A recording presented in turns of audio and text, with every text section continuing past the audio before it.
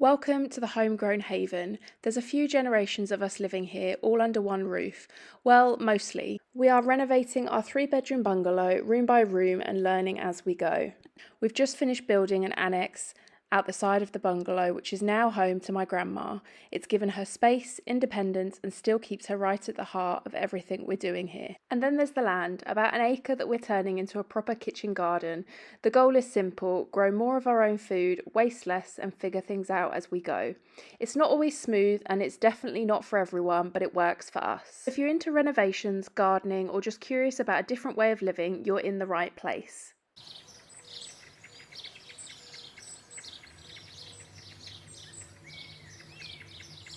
Hello and welcome back to another week on the Homegrown Haven, and welcome back to the channel. As I alluded to in the last episode, the warm weather has arrived. We've got a week, maybe two, stretching ahead of us with good, warm, sunny weather, which is really good news for the garden and for the people that use it. So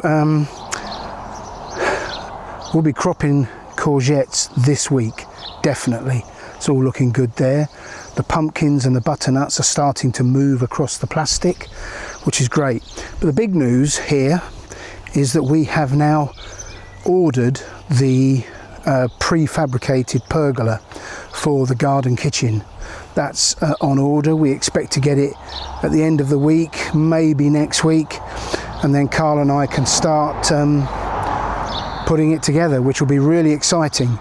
The frame for the decking and the decking are more expensive, so it may be a delay in getting that, but it'll be fantastic to see the pergola go up. But that's for the future, it's not here yet. So what's happening on the plot? Well, let's start with the bad news and work our way up. The bad news is I've been watching this pear tree through spring and now into summer. Initially it looked okay when it leafed up. Obviously the leaves were new and young, and it looked as if it was going to be okay, and ever since then it's deteriorated. The leaves look a bit patchy. There's probably 50 to 60% of the branches are dead wood, and there's almost no fruit on it at all. I've counted 4 pears and they don't look healthy. The tree itself is in poor health. And I'm afraid I've made a decision. It's coming down. Now, I'm not going to do it in the next week. I'll probably wait till winter. I don't know. Depends on what's going on and how much time I've got. Obviously, through the summer, I'm busy with harvesting, the garden, kitchen, etc. But yeah, I think I've made the decision that the tree has run its course. I don't know how old it is, but it's not looking good. It's in very poor health. And we've planted half a dozen pear trees since we got here, so it's not required and we can replace it. So I'm afraid the tree's going. On a more upbeat note, we are now harvesting almost on a daily basis. Yesterday it was broad beans, today it's peas, and the first sowing of garden peas, I can't remember which variety they were, but this is the last picking. So once I've podded, or do you call them shucking? Is that right? Podding peas? I don't know. But when I've finished doing this, they'll go up to the house where Cheryl will blanch them and freeze them, and the plants will then come out the ground. I'll probably chop them off at the ground, leave the roots in. Again, something else I've learned from Charles Dowding: the roots will rot down and they'll create passageways through the soil for bacteria, insects, etc. Keeps the soil aerated. So yeah, they'll come out chopped up on the compost heap, and I've got French dwarf beans in pots ready to go in, and that's the key. The beds are now full, and the idea is to keep them that way right the way through till autumn. That's the idea. We shall see. In the meantime, this is as close as I get to therapy.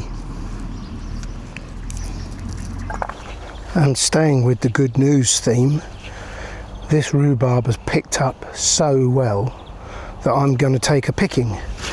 And it'll be the only picking I take this year, but that's one more picking than I expected when I first put it in. And yeah, it's picked up considerably. Really pleased. And we're gonna freeze it because we do like a rhubarb crumble. But I think that's a winter dish, so gonna pick it, freeze it, and enjoy it in the colder months. And that's another area where the division of labour comes in. I grow it, pick it, but I'm hoping Cheryl will do, I mean, I've no idea what you do with rhubarb in the kitchen to freeze it. Not my department really. But this is a fantastic crop. Cool, the difference between this rhubarb when it went in and now, it's like night and day. Oops, didn't mean to do that. Right, I think that'll do. I'm really pleased with that. I did not expect to get a picking in the first year of it being here.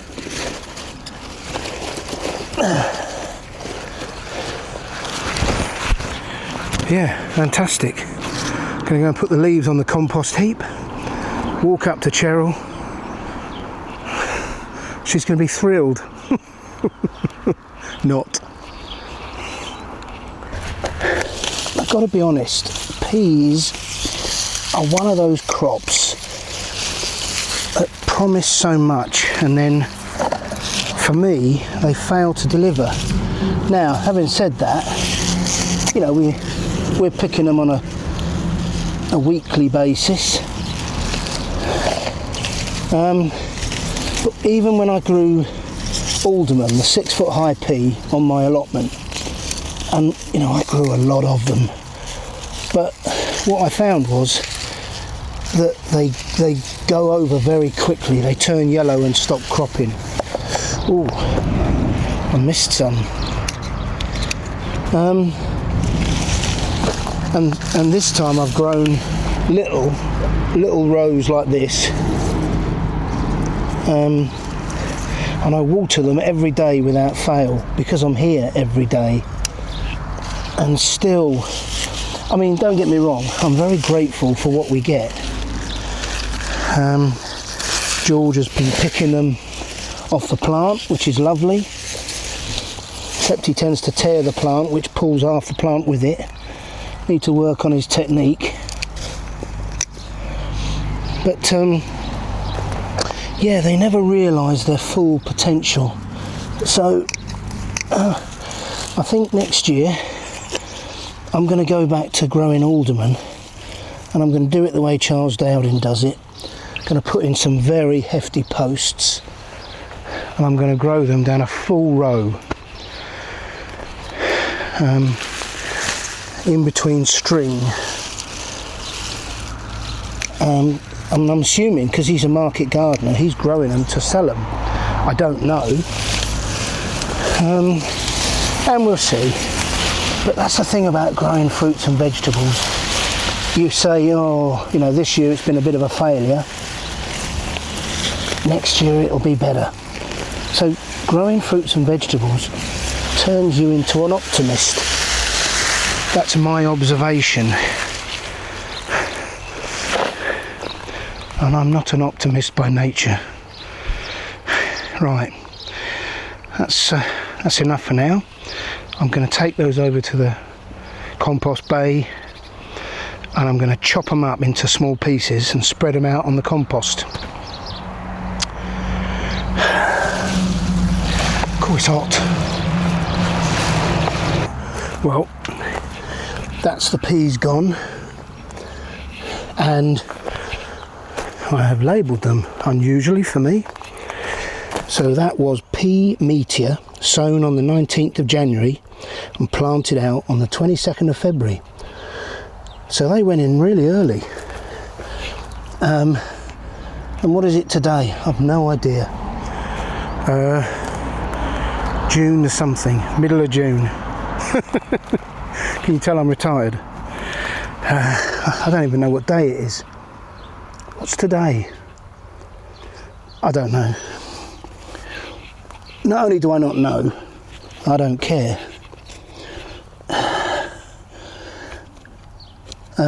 Yeah, so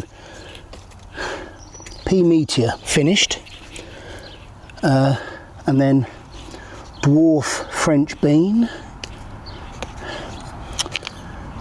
9 of them. So that ground has laid bare for 5 minutes, and this crop's going in. And I've said it before, but that's something, successional sowing, interplanting, and having crops ready to go in, that's something I've worked on this year, especially because I've got a lot less ground given over to growing fruits and vegetables than I had on my allotment. I've got to be more intelligent in how I use it. And of course, we could all agree that we want to be more self-sufficient, and we could double this. But I like having an area of open lawn, and as George especially gets a bit older, that open area will become more important for kicking a football, having friends over, whatever. So it's incumbent on me to be better with my ground, and I think that's what I'm doing. The others have said they're not really that keen on French beans, but if we've got them, we'll use them. And I like French beans, so I've pulled rank. Anyway, I'll put these in and we'll come back to it. Well, here's my words of wisdom for the day. The secret to a happy life is to be easily pleased. And that small action there, taking out the peas, harvesting the last of them, and putting in dwarf French beans, has pleased me immensely. Right, got to find somewhere to put those 3 spares. Right, a few hours have passed since I mentioned that the pear tree is coming down, and I've been vetoed. The ladies have suggested to me, or more specifically Cheryl, that the pear tree staying where it is because it has another purpose. I'm not sure what that purpose is. Might be a clue behind me. So I've been told not to exceed my authority in the garden, and the pear tree stays.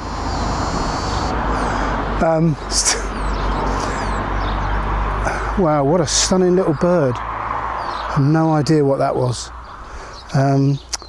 Yeah, so the pear tree apparently is staying till we get a proper washing line. Well, it's flat. Well, yeah, that's true actually, yeah. No, it's, I'll go and measure it.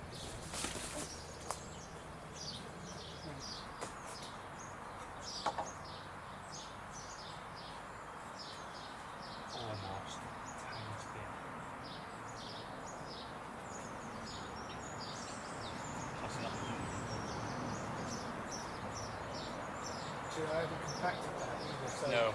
Right, so we're making a start on the patio area with our limited construction and building skills, and we thought the first plan of attack would be to get 4 breeze blocks all level, and luckily we've got a bit of wood here which is exactly the length of the frame that we're going to make, which is 4.8 metres. She'll have to tell us if we're wrong in the comments, but the plan is to get all of these level and then work on the highest point, and then work our way down the patio, building them up so we've got a nice level bed then to lay the frame on. And then I think we're going to go for composite material, a composite decking on top of that, but like I said, as with all things, get the foundations right and then hopefully everything else will be easier. Yeah, so we're happy, well, relatively happy with these 4 breeze blocks here, that they're all level. And then what we didn't know, what you couldn't see with the naked eye on that end was just how high it needs to be. So that's 6 breeze blocks there. Is that in shot, that? Yeah, it is. Yeah, it's in shot. Yeah. 6 breeze blocks high in that corner, and I think it'll be 5 on this corner. And then Obviously we need some in the middle and all just to support the weight of the decking. Another issue we've got, the pergola will be getting dug in. It's 3.3 metres squared, so that's going to have to be dug in maybe around this sort of area, which then we'll have to get the decking's going to be built around that essentially once we get all of the parts. So that will be another hurdle for us beginners. But yeah, We're learning as we're going, aren't we? We just didn't realise how big a drop it would be down that end. That's not an issue because we're going to have an L-shaped settee which will be backed into that corner. Yeah, be sitting so you won't be able to drop off that edge. Although once I've had a couple of ciders, I could drop off any edge. And what's stopped us now is we've run out of breeze blocks because we've got to move them in one car and a little bit. But anyway, we're happy with what we've achieved. We've learnt a bit. We haven't added any cement to the foundations yet. We'll do that at the very end. But we've made a start. Very happy.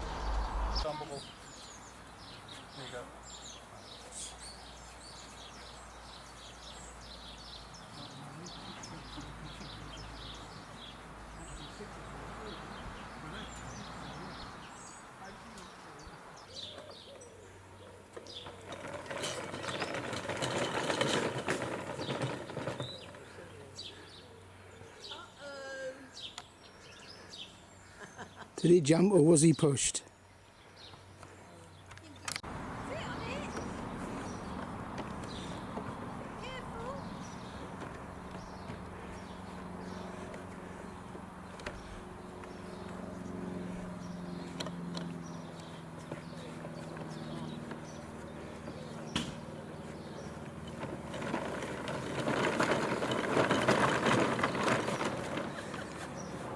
Not quite got the idea, but he's getting there. A bird!